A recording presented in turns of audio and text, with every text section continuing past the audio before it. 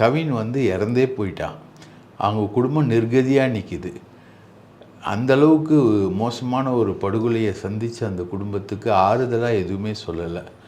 இதை வந்து இப்போது முதல்வர் ஸ்டாலினும் வந்து அஜித்தோட குடும்பத்துக்கு ஆறுதல் சொன்னார், சாரி சொன்னார். ஆனால் கவினோட குடும்பத்துக்கு அவர் சாரி கூட சொல்லலை. சரி, அவர் சொல்லலை அப்படின்றது ஒரு விஷயத்தை வச்சுக்கிட்டாலும், நடிகர் விஜய் வந்து தலித்துகளுக்கான இடஒதுக்கீடு, தலித்துகளுக்கு ஆட்சியில் பங்கு, அதிகாரத்தில் பங்கு கொடுக்கணும்னு சொல்லிட்டு ஆதவ் அர்ஜுன் ரெட்டி வந்து அதுதான் விஜய் ஏறின முதல் மேடையே.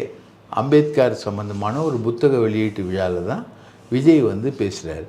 ஆனால் அந்த விஜய் வந்து இன்றைக்கி இந்த இறந்த கவினுக்காக ஒரு சின்ன குரல் கூட கொடுக்கல. ஒரு ஆதரவு அறிக்கை கூட கொடுக்கல. போய் பார்க்கறதுன்றது வேறு. இப்போ அஜித் குடும்பத்தை போய் பார்த்தாரு, விஜய் பார்த்தாரு அப்படின்ற 2 லட்ச ரூபாய் பணம் கொண்டு போய் கொடுத்தாரு அப்படின்லாம் சொன்னாங்க.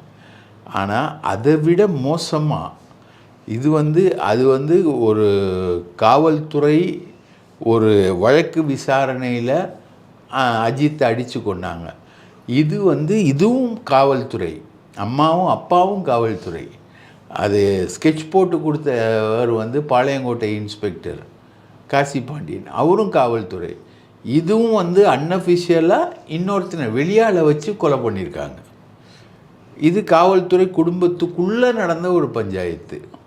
இது வந்து இதில் முழுக்க காவல்துறை இன்வால்வ்டு. டேவிட்சன் தேவாசீர்வாதம் வந்து இன்வால்வ்டாக அவர் போயிட்டு நெல்லையில் உட்காந்துக்கிட்டு பஞ்சாயத்தெல்லாம் பேசிக்கிட்டு வந்துட்டு இருக்கார். அவருடைய சொந்த மாவட்டமும் நெல்லை மாவட்டம்தான். உளவுத்துறை முழுக்க நாடார்களை போட்டிருக்காங்க. தாமரைக்கண்ணன் வந்து அங்கே இருக்கக்கூடிய 8 போலீஸ் ஸ்டேஷனில் இருக்கக்கூடிய இன்ஸ்பெக்டர்ஸ் எல்லாரையுமே முக்குளத்தோராக போட்டிருக்காங்க. இது வந்து காவல்துறையில் நடந்த ஒரு சாதி பஞ்சாயத்து, ஒரு ஆணவ படுகொலை.